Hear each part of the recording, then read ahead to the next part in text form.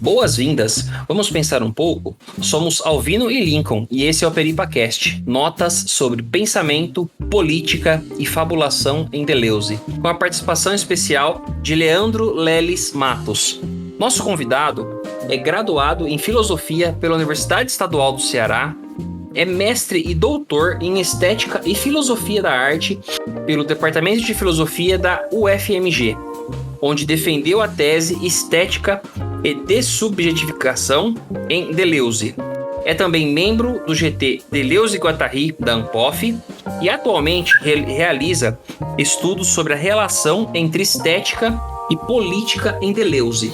Esse podcast tem o apoio do Departamento de Filosofia da Universidade Federal de São Carlos, UFSCar. Para maiores informações e demais episódios, o nosso site pode ser encontrado através do domínio peripacast.com.br e nas redes sociais através do perfil @peripacast, tanto no Facebook como no Instagram. Nesse episódio, o episódio 22 do PeripaCast, nós decidimos que faríamos um hiato. É um tempo indefinido, que a gente não conseguiu determinar exatamente, e esse projeto tem tomado algum tempo, tem tomado proporções grandes, ocupações de tempo bastante intensas também. Visto problemas pessoais e outras questões, esse podcast vai entrar em um tempo de pausa. A gente não sabe se a gente vai voltar com o podcast, a gente não sabe se a gente vai continuar o projeto adiante, mas o que a gente sabe é que por hora vamos dar uma pausa. Então agradeço imensamente já, primeiramente a todos que nos ouviram até esse episódio e em episódios anteriores também, e que esse último episódio seja útil para vocês todos. Então, segue o episódio.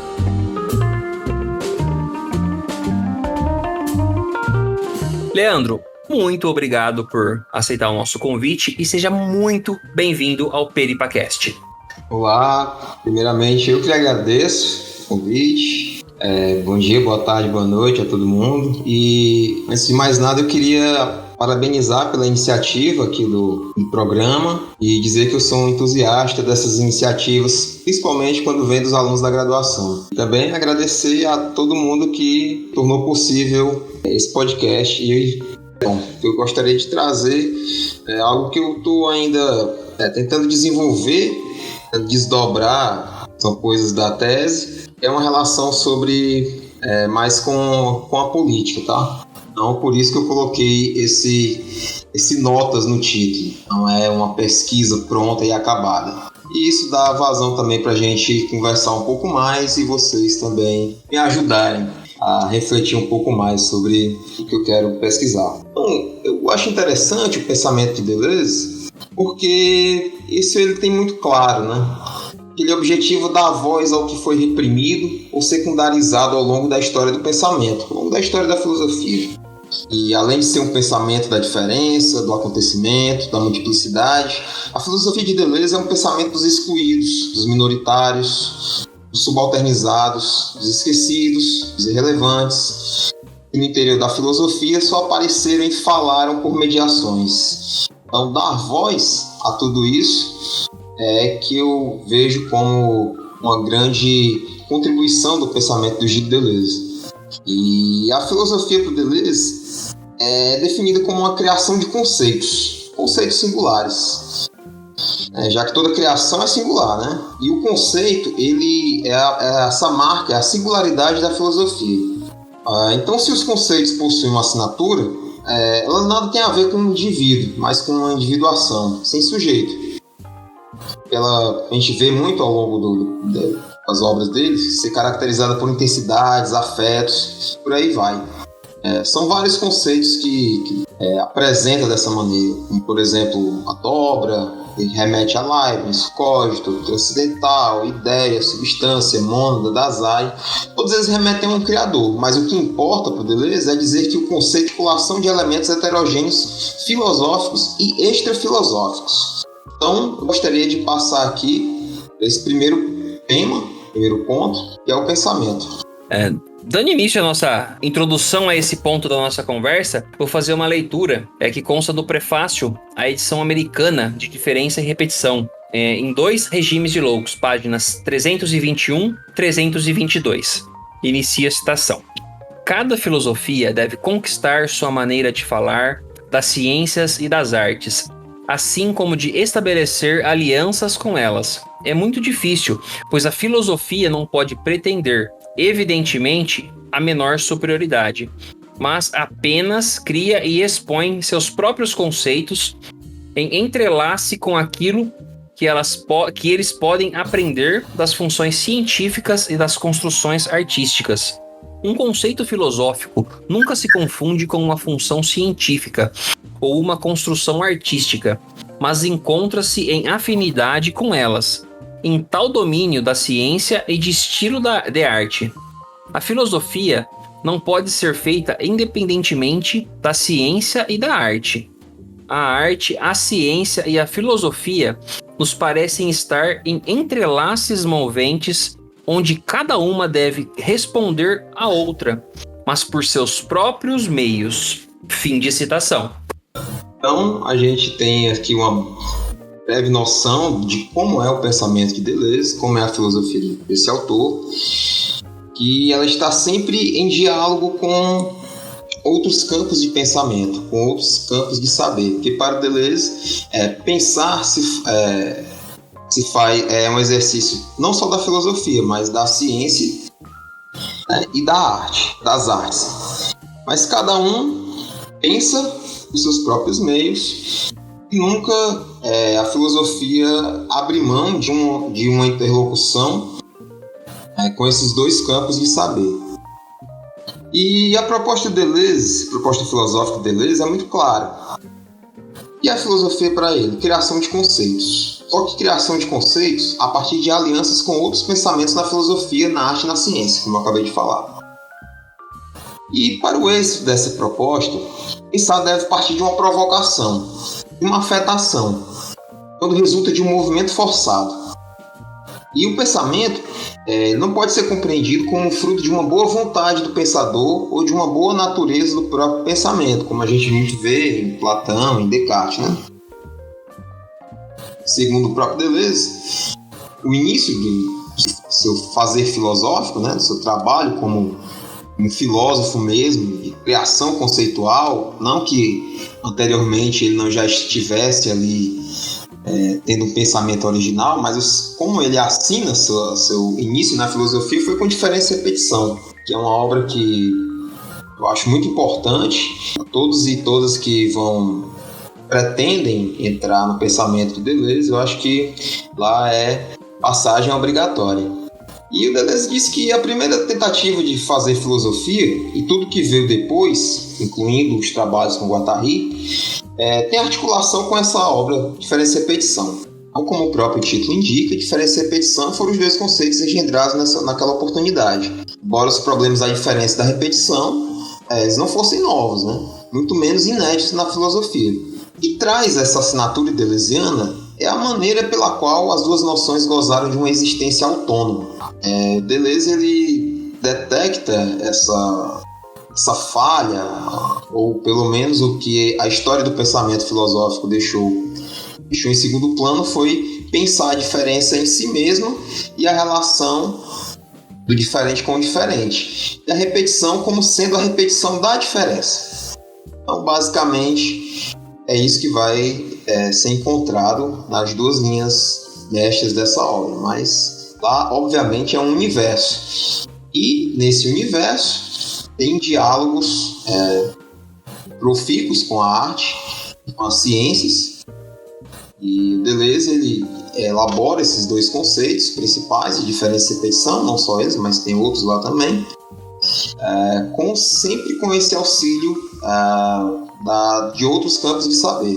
Por que a filosofia se difere da ciência e das artes, mas ela não pode ser concebida sem elas? Então, por essa razão, o Deleuze engenha seus conceitos de diferença e repetição em estreita comunicação com esses dois campos. A ciência e filosofia elas estão em constante relação, não só em diferença e repetição, mas toda a obra do Deleuze. Só que cada um responde a um problema ao seu modo, com as ferramentas que lhe são próprias.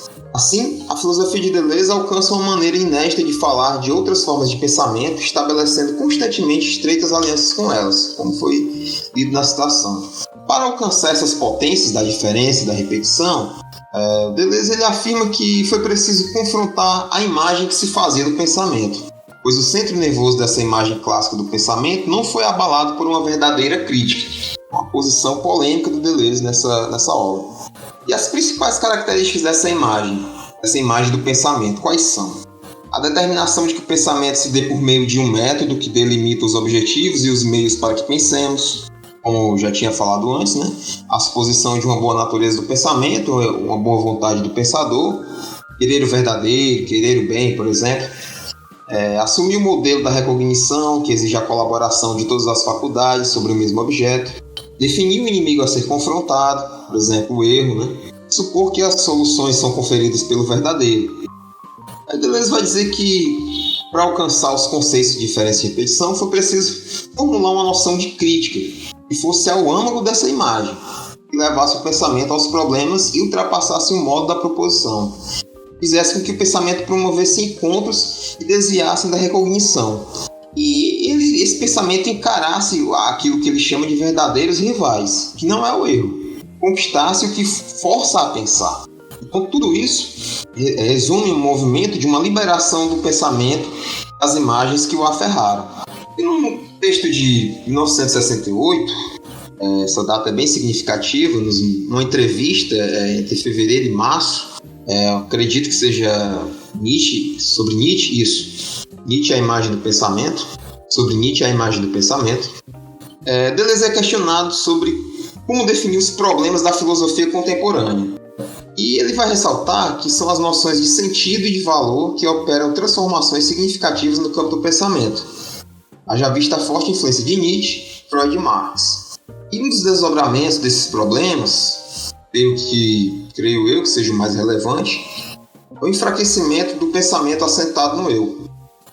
Então Deleuze vai dizer que se a filosofia impôs Deus ou o homem como alternativas, ou mesmo a substituição de Deus pelo homem, então, abrindo aqui um parênteses, né, preciso destacar que naquele momento o Foucault já havia declarado em As Palavras e as Coisas que era inútil manter-se aferrado à distinção, à conciliação dessas duas categorias complementares. Deleuze ele vai nessa toada também, mas só que por seus próprios meios.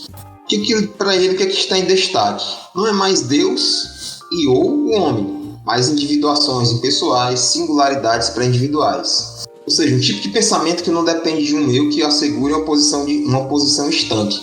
Isso é uma constatação, uma observação, ou um diagnóstico do próprio mundo. Quando esses conceitos de Deus e de homem, que para aqueles autores, né, eles não respondem mais a certos problemas. Deleuze vai dizer que essa individuação e a singularidade, elas extrapolam as palavras e os indivíduos. Que são as coisas que estão aí, as coisas mesmas que estão aí. Portanto, era em termos de práticas que Deleuze elaborava seus conceitos. O pensamento, a filosofia é uma prática, na qual se criam conceitos para atuar em situações locais. O pensamento ele não é pura reflexão, né? Ele é sempre prático.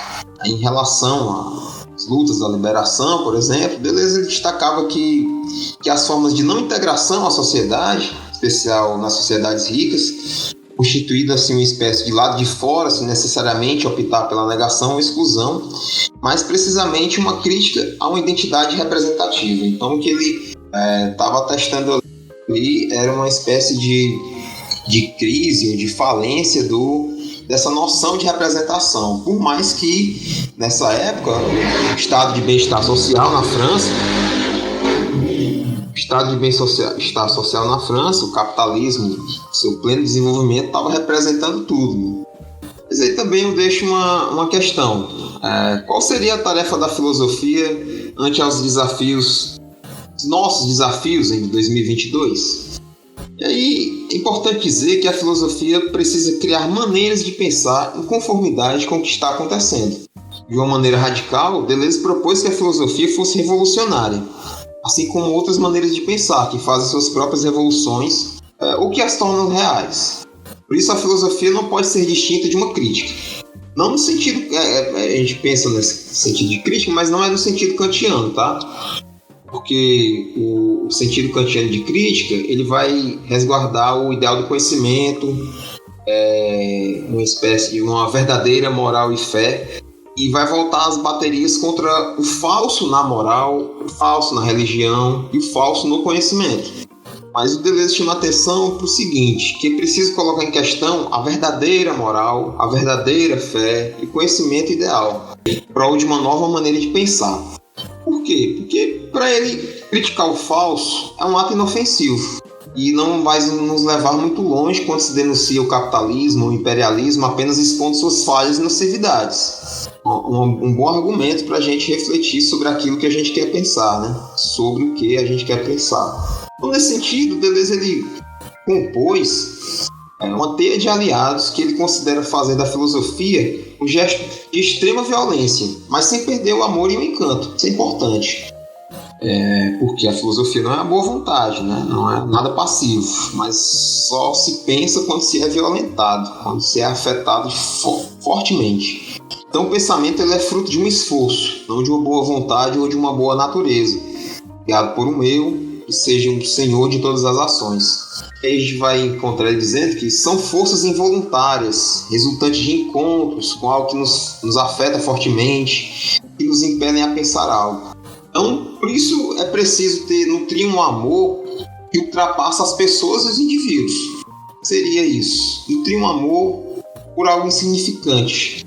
Além disso, para a proposta de uma nova maneira de pensar, e aqui eu peço licença para fazer uma citação, é preciso abrir os encontros e achar uma linguagem nas singularidades que excedem os indivíduos nas individuações e ultrapassam as pessoas.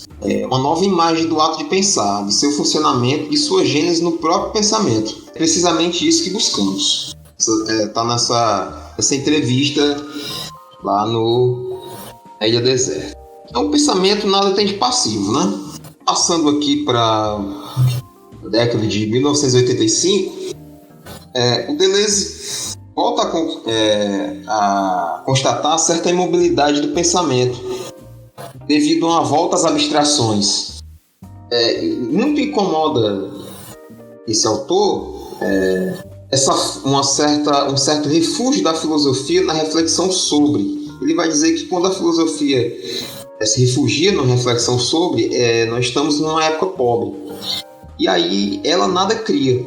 Por quê? Porque quando ela fica refletindo sobre, ela deixa de exercer o seu papel, que é criar. Então vai refletir sobre o eterno, sobre o histórico, mas já não consegue fazer um movimento. E o Deleuze ele não compactua com esse gesto de busca pelas origens que é tão caro à filosofia. Então a que ele se referia quando ataca essa posição? Ele defendia a busca pelo movimento, pelo que se passa entre. Tem uma noção complexa de devir, que ele vai também desenvolver ao longo de seu trajeto filosófico. Então, quando se atém ao movimento, essa busca pela origem fica em segundo plano.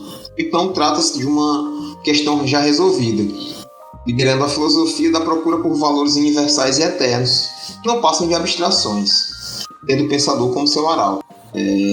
Porque, se assim o faz, se instaura uma trava quando se busca pensar em termos de movimento, de distância, sendo essa uma grande opressão. Nesse momento, em 1985, o Deleuze está ali escrevendo sobre o cinema. Ele lança o seu livro Imagem Tempo, o segundo livro sobre cinema. O primeiro, Imagem e Movimento, e o segundo livro, Imagem e Tempo. E nesse livro, ele vai mostrar que as imagens tempo que elas trazem de novo é a ruptura com o esquema temporal de sucessão, esse esquema que a gente bem conhece, como antes e depois. Para quê? Para fazer coexistir tempos distintos. E essa coexistência de tempos distintos é uma perspectiva que está lá no Diferença e Repetição, onde ele vai dizer que presente, passado e futuro eles coexistem, tá? Então, por que o cinema é importante? Porque ele é referido como um modo de pensar e oferece uma nova perspectiva de movimento de tempo, indica como a arte, a filosofia e a ciência estão em relação criativa. Os conceitos filosóficos eles são forjados com as criações no tempo da arte e da ciência. Funções científicas são engendradas em diálogos com conceitos e agregados sensíveis da arte. Blocos de sensações que por onde a arte pensa, são constituídos com conceitos e funções. E é isso que Deleuze defende como um encontro, uma relação entre elementos completamente heterogêneos, capazes de produzir um pensamento. Então, arte, ciência e filosofia estabelecem uma relação na qual um campo interfere intrinsecamente no outro. Sem ser reflexiva, a filosofia é criativa, assim como as duas outras áreas. E cada uma delas deve fazer o seu próprio movimento criador, sem depender uma da outra. Trata-se, dizendo de uma maneira mais precisa, de como capturar o seu intercessor. E esses intercessores, eles são indispensáveis para a criação. Os intercessores, eles podem ser humanos, animais, plantas, seres fictícios, seres inanimados ou animados, e por aí vai. Só que todos eles são, de certa forma, fabricados. Por quê? Porque o pensador ele precisa fabricar seus intercessores para conseguir se exprimir. E sem o pensador, os intercessores também não se exprimem. Ou seja, ele só tem existência, nesse sentido, quando o pensador ele vai fazendo as suas elaborações e elaborando sua teia de intercessores. Por isso a gente vê o Deleuze reunir em um conceito, um certo campo de discussão, pensadores totalmente heterogêneos, junto com arte, junto com ciência, né? Então, nesse sentido, a criação ela vai ser compreendida como um ato de fabulação. Por meio desse gesto, forma-se um discurso de minoria.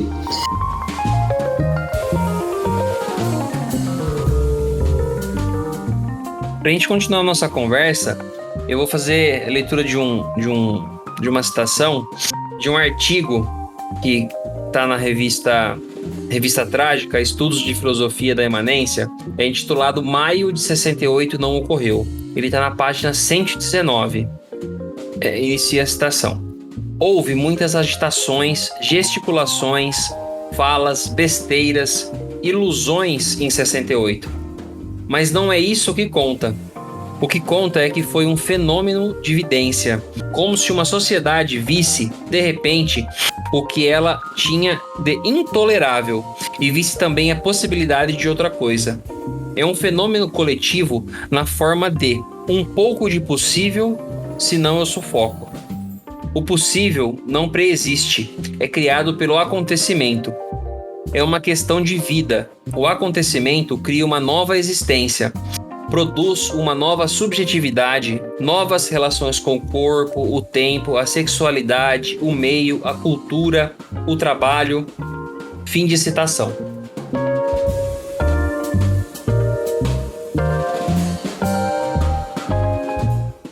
Deleuze ele é crítico do que ocorreu após maio de 68, porque foi um fenômeno que tinha uma potência ali, tinha uma força, mas ela não foi captada, ela não foi mobilizada, ou pelo menos não foi vista no sentido de uma possibilidade de criação. E como a gente bem sabe, lá o movimento ele guinou à direita, né? Também nós tivemos algo semelhante aqui no nosso país, que foi o nosso 2013, mas com outros contextos, outras razões, mas que também ali tinha uma força criativa e que, no final das contas, deu no que deu. Vamos lá, uma das maneiras de entrarmos na questão política, beleza? É de como podemos habitar o mundo de uma outra maneira. Esta maneira que passa necessariamente pela noção de minoritário, de minoria. Vou dizer bem sumariamente que minoria nada tem a ver com quantidade, tá? Mas está relacionado às multiplicidades, às populações moleculares. Isso a gente vai encontrar bastante em Neil Platôs, Deleuze e Guattari.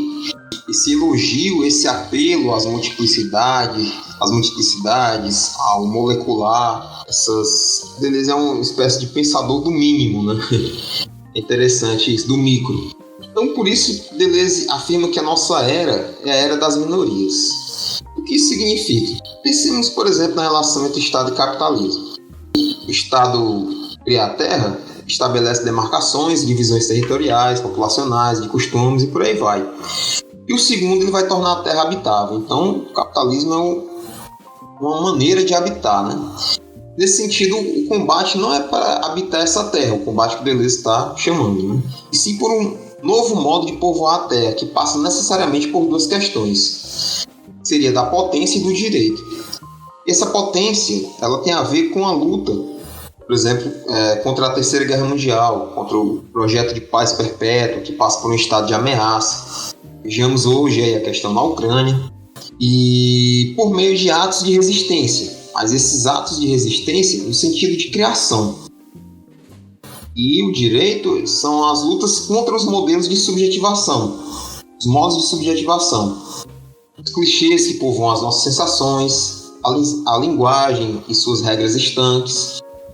Então a luta ela se dá, portanto, um chamamento de uma nova terra, né? Um novo mundo, digamos assim. E ao mesmo tempo, em nome de um povo que falta. E essa luta não para e ela se renova a cada instante. Vamos pensar aqui, o que a história ela atesta, né? A perda dos combates dos povos nômades se transformaram em aparelho de Estado por conta de esvaziamento de suas forças, né? Então, nesse sentido, Deleuze questiona se realmente perdemos o povo ou se a criação dos povos é possível apenas pelo Estado a fim de sujeitá-los aos piores regimes. E ele estabelece essa distinção entre o cinema clássico e o cinema moderno. Enquanto o primeiro conclama as forças do povo para uma luta de emancipação, o segundo mostra que o povo se ausentou das missões coletivas, constatando que o que a gente compreende como uma tomada de consciência, né, toda a luta pela emancipação do proletariado, ela se tornou artificial ou então impossível. Isso aí é o acho do Deleuze. Então, nesse sentido, a luta passa a ser das minorias e não mais questão dos povos. Tá? Mas aí a gente fica um pouco confuso para pensar em relação como é que se dá de fato, né? Então, como é que essa luta ela se torna uma ação política? Eu acho importante aqui dizer que Deleuze também apresenta uma outra visão sobre a ação política, tem a ver com mais do que o próprio ato, mas com as condições para a ação. Deleuze está sempre perguntando sobre as condições, né? Como é possível agir, como é possível pensar, como é possível falar. Isso ele faz desde diferentes repetições. Então não se trata de escolher entre esta ou aquela ação política, pois elas já estão pressupostas, estabelecidas, ou que ainda está em questão. Então trata-se de tornar, para ele é mais importante tornar-se capaz de agir politicamente. E mais do que uma capacidade natural, uma vontade, esse agir politicamente, ele vai corresponder a saber se a gente é capaz de agir. Somos capazes de sentir, de imaginar, de falar, de pensar de uma nova maneira. Não seja essa maneira corriqueira, bombardeada de clichês, por clichês. E os livros sobre o cinema, eles vão exprimir essa crise da ação. Ele vai perguntar assim, vai dizer que algo aconteceu que nos impossibilitou de agir como antes. Que nossas crenças foram destruídas, quebrando o laço que atava o homem ao mundo. Quando ocorre isso, a gente, sujeito, ele se vê diante de uma impotência de ação. Só que essa potência de agir, ela foi limitada por uma forma sujeito. E o que foi que essa forma sujeito constituída foi o que ela fez? Ela afastou a potência daquilo que ela pode. Uma formulação até bem nietzschiana, né? Não se pode mais agir. Não se pode mais agir como sujeito unificado. A gente tem que encontrar uma outra forma, uma outra capacidade para a ação. E o que está em destaque é justamente essa incapacidade de se constituir sujeitos da ação. E essa incapacidade se dá também muito por conta de que esse poder constituinte ele é restituído pelo Estado, né, por meio de suas manipulações. E aí o povo ele vai passar a ser povo de uma nação, vai atender ao que o Estado determina, né, como o Estado distribui e hierarquiza aqueles que habitam a superfície. E assim, essa forma sujeita ela vai estar sempre vinculada a como é que eu posso dizer? Um assujeitamento mesmo. Que vai bloquear as capacidades de agir que se mostrem distintas dessas formas de sujeição. Isso ele também mostra em um texto chamado Post-Scriptum, Sociedade de Controle, que a sociedade de controle ele vai produzir sujeitos fechados para o mundo. Por quê? Porque o mundo ele é compreendido nele mesmo e como ele se exprime. E aí ele vai dizer que o sujeito ele é uma mônada, esse conceito leibniziano, né? Sem mundo exterior, sem exterioridade, então fechado em si mesmo. Por quê? Porque essa exterioridade ela é anulada. Então vai ser um mundo sem aquilo que Deleuze vai chamar de dimensão de fora. E aí, nessa sociedade dita de controle, que é um avanço à sociedade disciplinada do Foucault, né? O mundo ele foi desapossado do seu fora porque tudo é absorvido pela informação. Essa informação vai ser sempre mediada por clichês. Nesse sentido, os clichês eles precedem as ações e as percepções. E aí nós estamos imersos nessa era de sociedades de controle. Os corpos e as almas elas deixam de ser disciplinados para vigorar um controle desses fluxos, né, de fluxo de informação, desse espaço informacional, de acordo com uma política de segurança em geral. Mas isso não se trata de um totalitarismo, tá? Por quê? Porque cada indivíduo ele vai se tornar um agente prático dessa política. E aí a gente acaba se pegando, falando sobre o que se fala, vemos só o que se vê, agindo como se agem, tudo isso de uma maneira geral, né? Não tem nada de novo, não tem nada que rompa com essa lógica. E aí tudo vai cair numa redundância, e essa redundância vai orientar as funções sociais. E aí é uma repetição do mesmo, do igual e do semelhante, algo que o Deleuze já havia confrontado lá em Diferença e Repetição, em 1968.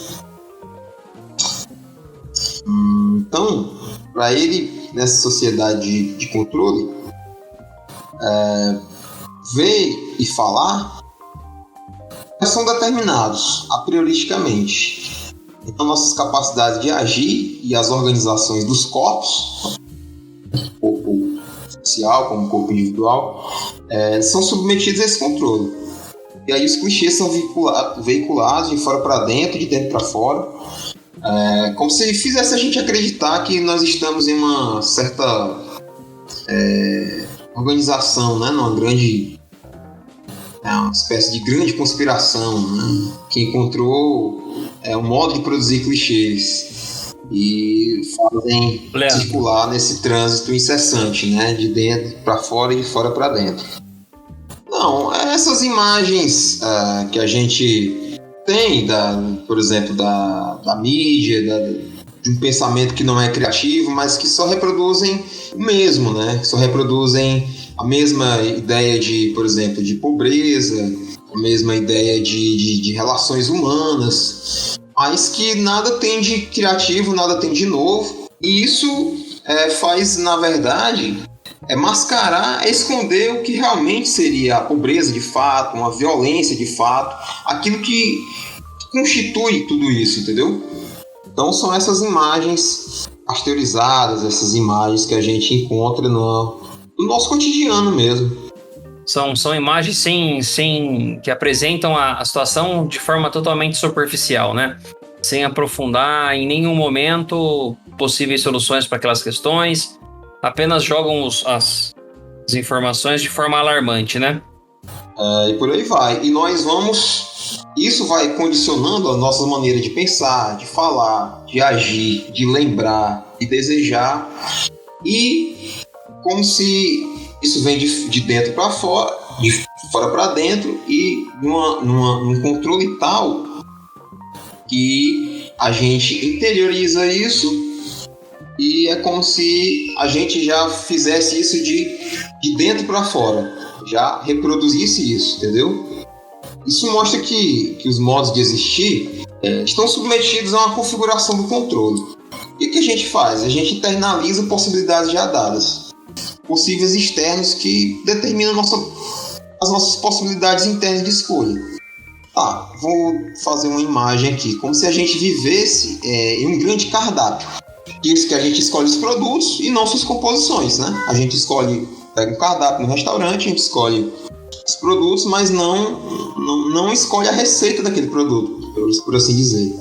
Quando a gente está imerso nessa situação, até mesmo o porvir, o futuro, o tempo da criação, ele fica em função disso. Então, o que é permitido, o que é previsto, o que é favorecido, está sempre de acordo com a classe de indivíduos, né?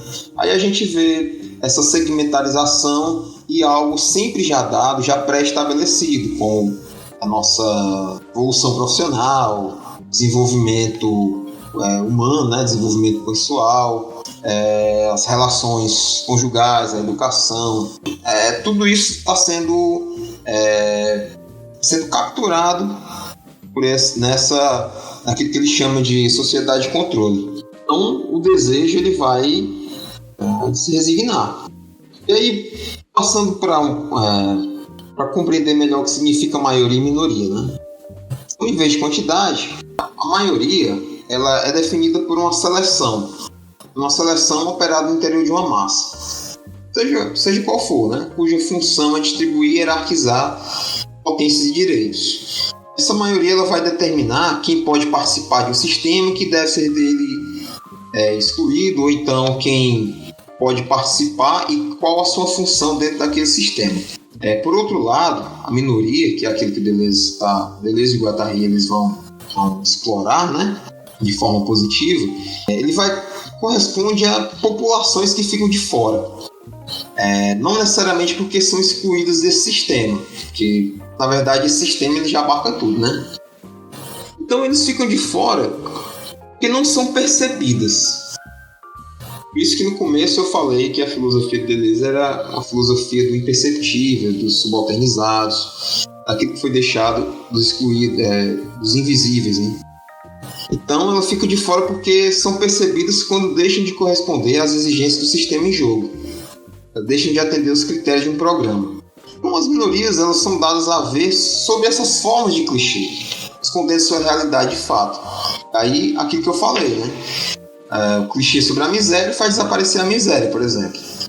Então essas minorias elas vão constituir aquilo que ele vai chamar de fora, e elas são despossuídas de direito e de maneira de exercer sua potência social, portanto elas não possuem esse porvir. A maioria, por sua vez, elas mantêm as relações de explorações pelos possíveis, nas quais são agentes ativos e passivos ao mesmo tempo, e aí vai de acordo com o direito que é conferido a ela. Se a gente se vê nessa situação, nós estamos em uma alternativa desesperadora do porvir. A alternativa é essa: as possibilidades impostas e as impossibilidades de um porvir sem possibilidades. Então, como é que se pensa as ações políticas nessas condições? Então, não dá mais para pensar a ação em termos revolucionários. Por exemplo, em vez de o resultado do combate, mais importa o que habita o combate em si, as forças que se levantam no combate. Mesmo que tudo isso no final fracasse, isso não importa. Mas é para essas forças que Deleuze está chamando a atenção. Por isso é que a importância daquela citação lá do maio de 68, que ele está ali chamando a atenção para as forças revolucionárias que estavam ali pulsando. Isso foi um caso, né? Existem vários outros.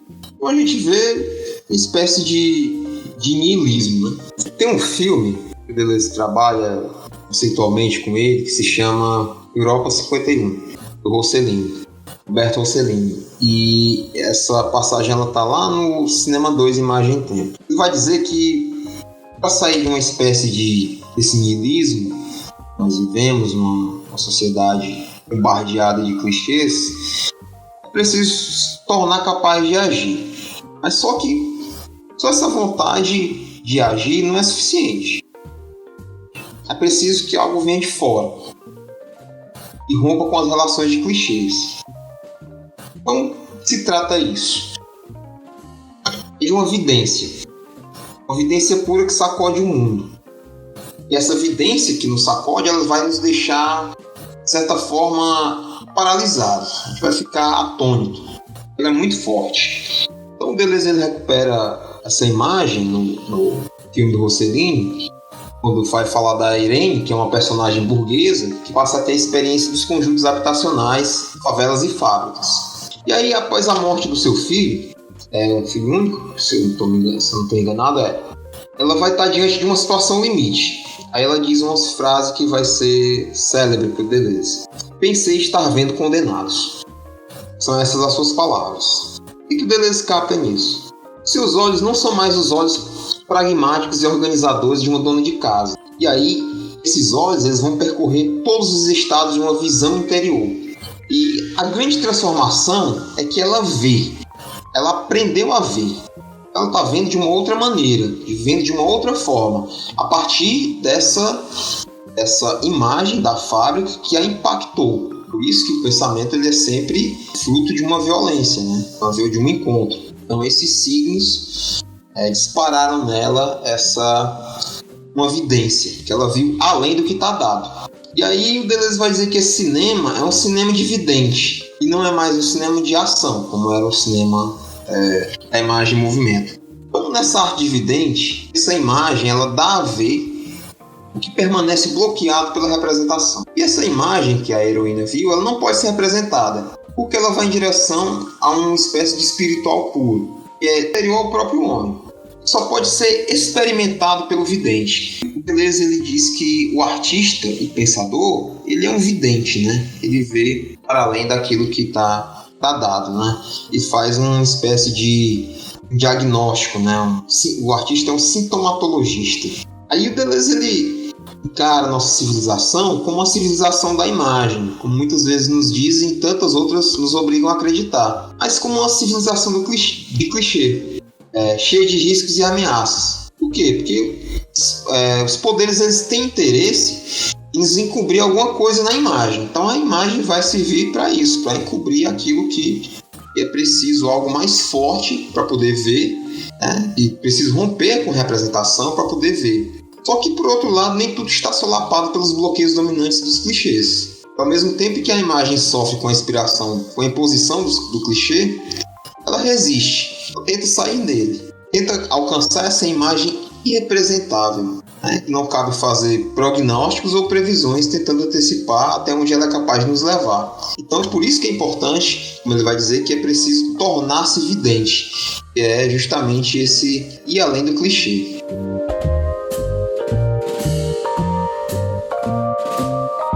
Você está ouvindo Peripacast, episódio 22, Notas sobre Pensamento, Política e Fabulação em Deleuze, com Leandro Leles Matos.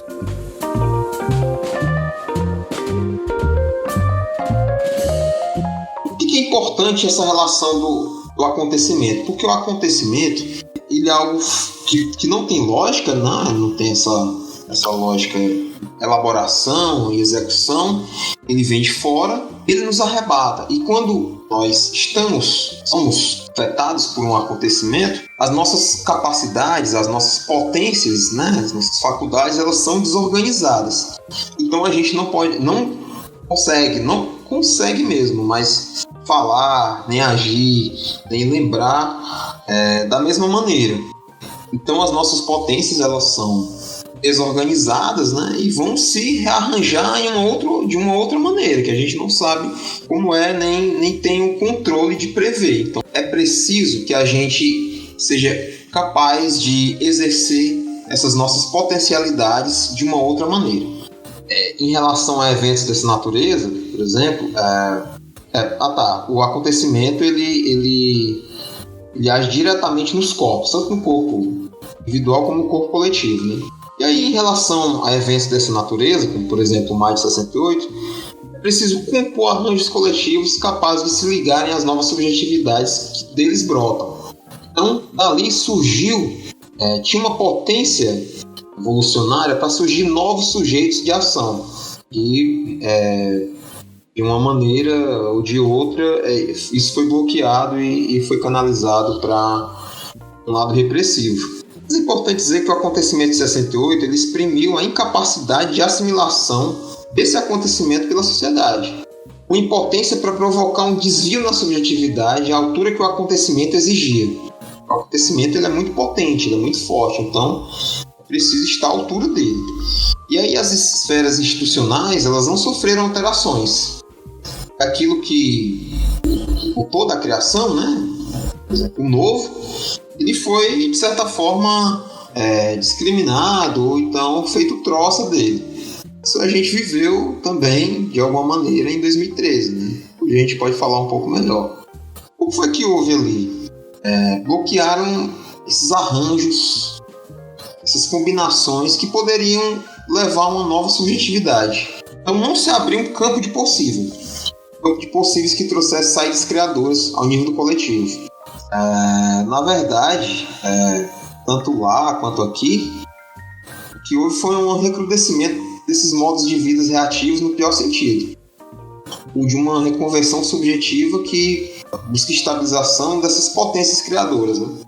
Uma nova faceta do capitalismo, apelos à violência, pensando mais aqui, neofascismo, seja lá o que isso for, fundamentalismo religioso, por aí vai. Então, como eu disse, que o acontecimento ele desorganiza nossas capacidades de agir, de sentir, de pensar, só que elas são redistribuídas de uma nova maneira. E aí, elas são distribuídas de nova maneira e cabe ao pensador, né, pensador/criador, estar à altura dessas marcas que o acontecimento imprime nos corpos, quando ele se efetua. E aí o Deleuze inverte os termos, né? E afirma que o mundo no qual vivemos não é um mundo que a ação política é impossível, mas, em vez disso, é um mundo em que o impossível é que determina a ação e a criação de possíveis. Paradoxalmente, é justamente o impossível que faz agir. Então, só para arrematar aqui com essa questão e essa criação, ela mostra que ela tem que romper com essa legitimidade daquilo que existe. Isso foi imposto e não partiu de si, né? Não foi criado. Mas fazer existir e não possui legitimidade. Ou seja, fazer existir aquilo que não se vê e aquilo que não se ouve. E aí ele é justamente tomar posição dessas multiplicidades imperceptíveis, como foi na heroína, né? Ele diz que está vendo condenados na fábrica. Em primeiro momento, a gente se torna testemunha estática, né? Como foi a situação da heroína. A gente se torna testemunha estática desse intolerável, de uma situação intolerável. Só que quando esse intolerável ele não é mais visto por alguém, só por quem foi afetado por ele, a gente se torna uma espécie de advogado dessa existência. E aí a gente vai fazer ver, ao conferir novas visibilidades, novos enunciados, aquilo que não foi visto e nem ouvido por essas formas de representação. Então também não é tomar uma representação por essas novas formas de visibilidade, né? Antes que fique mais complicado, eu vou dar um exemplo aqui. O Deleuze ele participou, acho que em 72, num grupo com Foucault, acho que Sartre também estava lá com eles, num grupo de informação sobre as prisões, que se chama GIP, né? GIP. Esse grupo, qual era o objetivo dele? Era fazer ver, ouvir, fazer existir que todo mundo deixou de ver e ouvir naquele momento. Ou seja, fazer ver o invisível, fazer ouvir o inaudível, fazer existir o inexistente, que eram aquelas populações carcerárias. E aí é dar voz, dar visibilidade a esses visíveis, mas por eles mesmos, não se tornar um representante dessas minorias. Então, para o Deleuze, quando a gente pensa em minoria, é sempre invisível e inaudível. Isso sempre corresponde a uma luta. Combate em prol daqueles que não possuem direito de existência contra os poderes que suprimem esse direito. E aí, isso não é só no campo da ação social, né? Mas é no pensamento, na linguagem, na arte, todos os espaços de criação. É isso, que o pensamento de Deleuze é o pensamento dessas minorias, por essas minorias, né? E essas reivindicações dessas minorias, elas não gozam de um fundamento.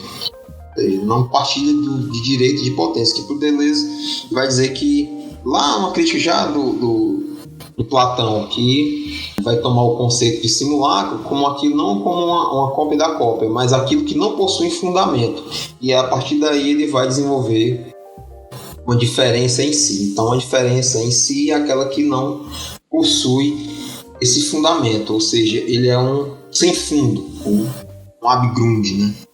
O que essas minorias elas querem é serem percebidas de outra maneira, falarem de outra maneira, de acordo com os problemas que elas provocam. Mas não quer dizer que essas reivindicações sejam questões de imagem ou de comunicação.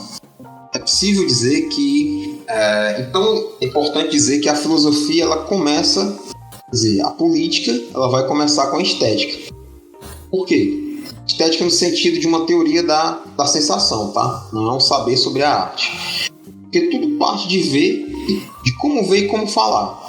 Essa estética, né, ela vai nos devolver, remetendo aqui as condições de possibilidade da experiência, né, sobre essas pontas da visão e da fala, do visível e do enunciável. Então, o que é que Deleuze quer? E da experiência às suas condições, mas só que isso não é questão de reflexão, é questão de experimentação. Aí, mais uma vez, é uma questão de visão, né? Como na heroína, que não percebe a existência de operários. Não percebe a existência de operários sem ver essas suas condições de existência. Então ela remonta a uma espécie de dimensão sensível à ideia, por exemplo. A política vai iniciar quando o acontecimento ele vai fazer uma fenda nas palavras e nas coisas. E aí veio falar, não vai mais corresponder a exercícios empíricos. Não vai mais compor uma forma social pré-estabelecida. Então, veio falar vai dizer respeito a uma espécie de uso intensivo dessas capacidades. Só assim, fazendo um uso intensivo, explorando ao limite, é que a gente vai conseguir alcançar o ser de uma faculdade.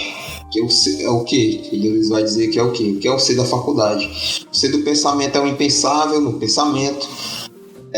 O ser da visão é o invisível, visível, indizível do dizível, por aí vai.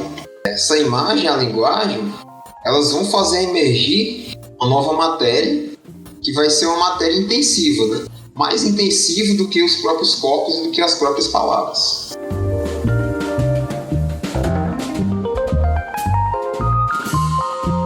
Para a gente dar continuidade à nossa conversa e entrar no ponto da fabulação, eu vou fazer a leitura de um trecho que está nas Conversações, na página 157. Inicia a citação. Pegar as pessoas em flagrante delito de fabular é captar um movimento de constituição de um povo. Os povos não preexistem. De certa maneira, o povo é o que falta, como dizia Paul Klee. Será que existia um povo palestino? Israel diz que não. Sem dúvida, existia um, mas isso não é o essencial, pois a partir do momento em que os palestinos são expulsos do seu território, na medida em que resistem, eles entram num processo de constituição de um povo. Isso corresponde exatamente ao que Perrault chama de flagrante delito de fabular. Não existe povo que não se constitua assim. Então, as ficções pré-estabelecidas, que remetem sempre ao discurso do colonizador, trata-se de opor o discurso de minoria, como se faz com intercessores. Fim de citação.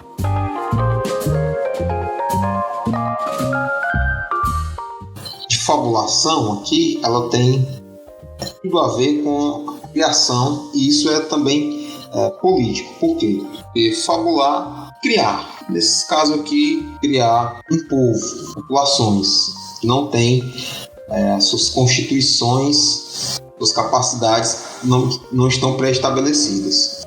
E essa fabulação, ela nada tem de real, de hipotético, mas elas são reais, os delírios eles são reais. E delirar, beleza, é fabular. Que sentido?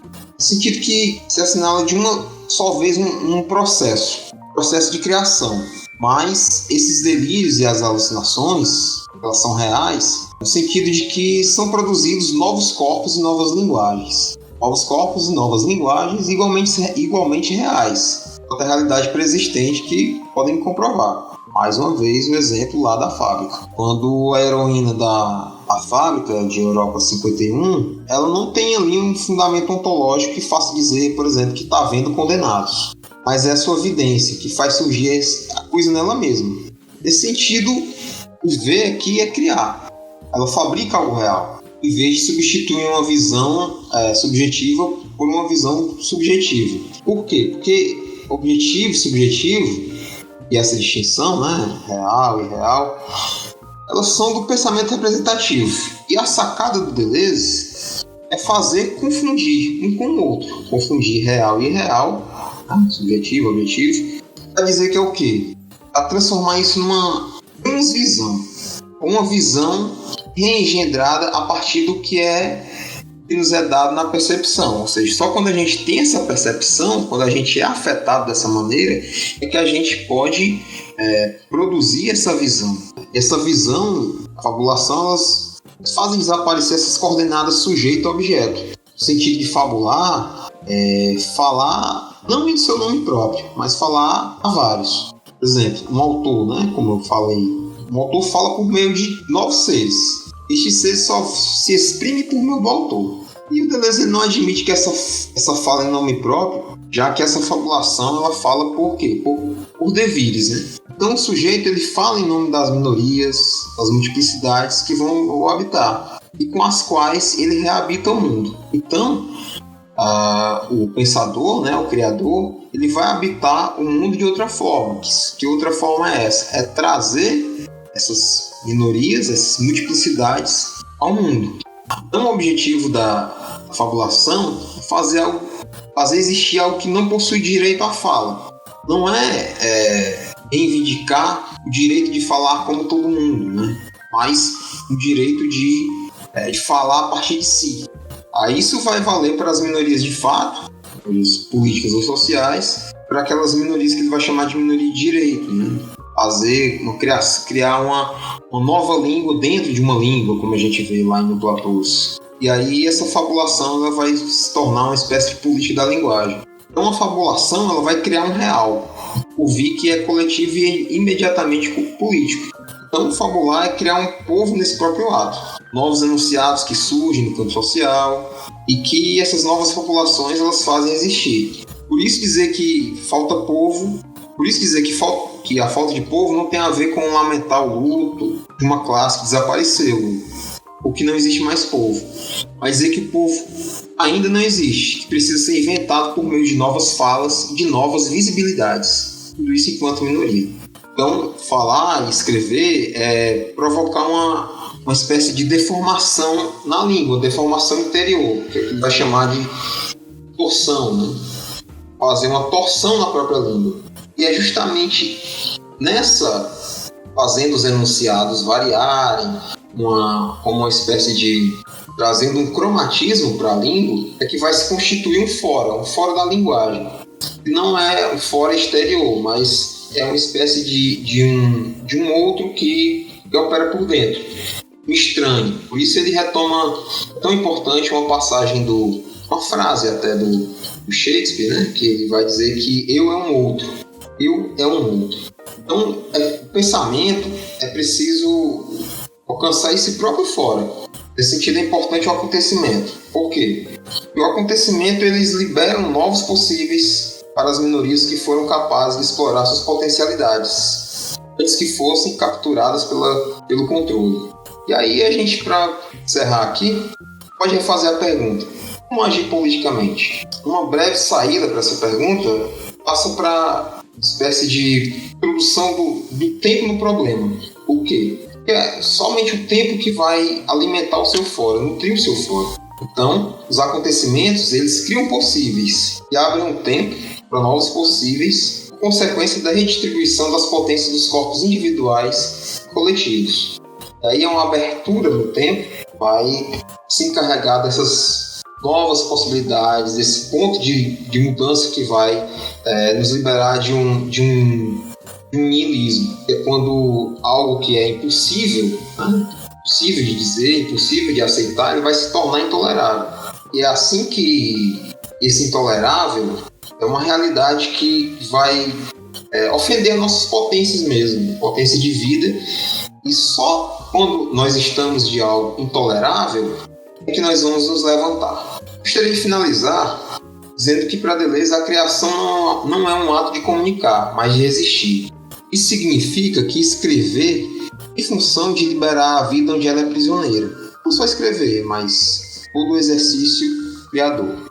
Mas em relação à escrita, aqui eu vou fazer uma citação que vai estar no livro Conversações, na página 179. Vou fazer a citação. Não se escreve com seu eu, sua memória e suas doenças. No ato de escrever, há a tentativa de fazer da vida algo mais que pessoal, de liberar a vida daquilo que a aprisiona. O artista ou o filósofo tem frequentemente uma saúde bem frágil, um organismo fraco, um equilíbrio pouco garantido. Spinoza, Nietzsche, Lawrence. Mas não é a morte que os quebra, é antes o excesso de vida que eles viram, provaram, pensaram. Uma vida demasiado grande para eles. Mas é através deles que o signo está próximo. Escreve-se em função de um povo por vir, e que ainda não tem linguagem. Criar não é comunicar, mas existir. Há um liame profundo entre os signos, o acontecimento, a vida e o vitalismo. É a potência de uma vida não orgânica, a que pode existir numa linha de desenho, de escrita ou de música. São os organismos que morrem, não a vida, não a obra que indique uma saída para a vida, que não trace um caminho entre as pedras. Tudo que escrevi era vitalista, ao menos assim eu espero. Encerro dizendo que essa articulação entre pensamento, política e criação faz parte de um modo de fazer filosofia do Deleuze, com o Guattari e com outros assessores também, e que é um chamamento a liberar essas potências de vida que, onde quer que elas estejam aprisionadas. É uma espécie de ode à vida, uma filosofia positiva, alegre e criadora.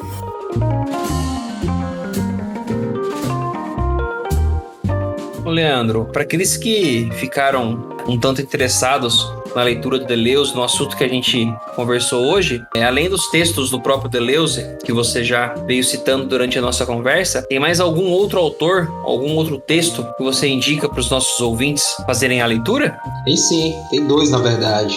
2 livros que eu considero importantíssimos para quem quer compreender um pouco melhor o pensamento de Deleuze, seus conceitos, o movimento dos seus conceitos na sua obra quase inteira. O primeiro se chama Deleuze, Os Movimentos Aberrantes, um autor chamado Davi Lapujade, que também organiza os textos e entrevistas de Deleuze, no caso A Ilha Deserta e as Conversações e as Cartas também. Esse texto ele foi traduzido pelo Laimert Garcia dos Santos, professor da Unicamp, e saiu publicado pela N-1 Edições na data de 2015. O segundo texto, não necessariamente de ordem de importância, mas pela ordem bibliográfica, é do Roberto Machado, nosso grandíssimo professor Roberto Machado, que infelizmente nos privou de sua companhia ano passado, né?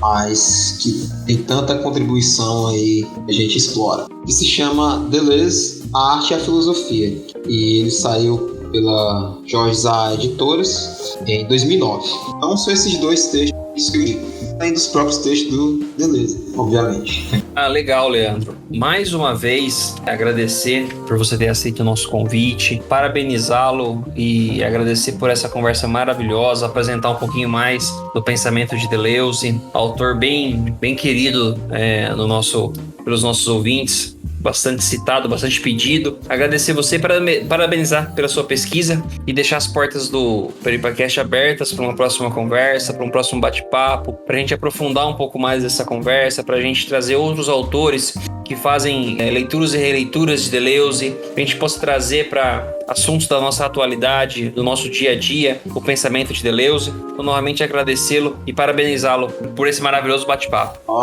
Eu que agradeço, eu adoro essas iniciativas e, na verdade, não foi uma conversa, né? Eu fiquei falando só aqui. A conversa vai ficar para depois. Infelizmente, não deu pra gente trocar uma ideia hoje, mas eu vou confiar que a edição vai contribuir bastante aí para vocês. Mas é isso. Muito obrigado. Estamos aí. Dizer mais uma vez que os nossos outros episódios, outros conteúdos, todos podem encontrar tanto no nosso site www.peripacast.com.br e também nas redes sociais, no Facebook e no Instagram, através do perfil @peripacast. Então é isso, vamos pensar um pouco.